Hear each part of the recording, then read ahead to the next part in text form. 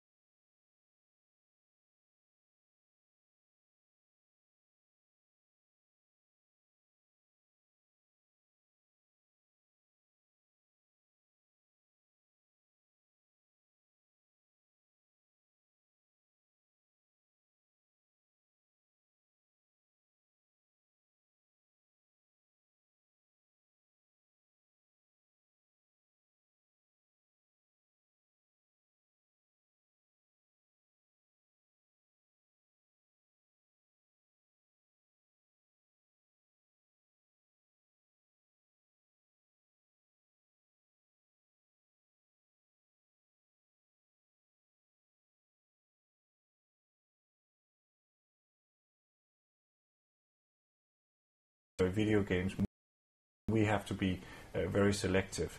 This year we're trying something completely new, and at the same time returning to a classic with the introduction of LEGO Superheroes, which is obviously a very classic licensed product, Batman and so on.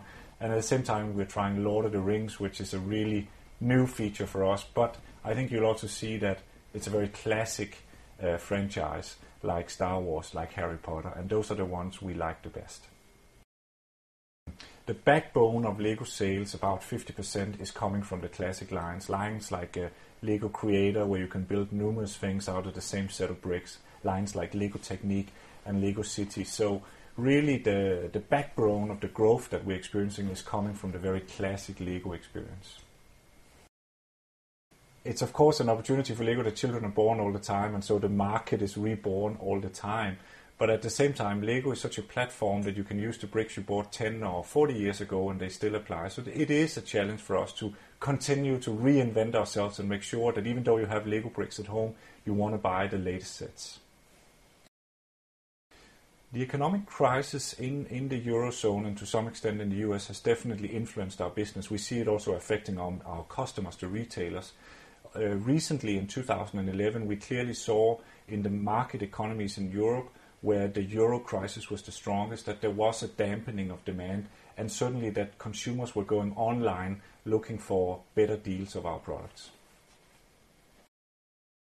The best way to protect ourselves against the crisis in Europe and North America is to continue to reinvent the product and the brand, because there are still people out there who are spending money on toys, and we want to make sure that among the few toys they buy, we are always on the top of the list. At the same time, of course, we have to realize that North America and Europe is not the scene of major growth in the years to come, and so we need to seek that growth in the Asian market.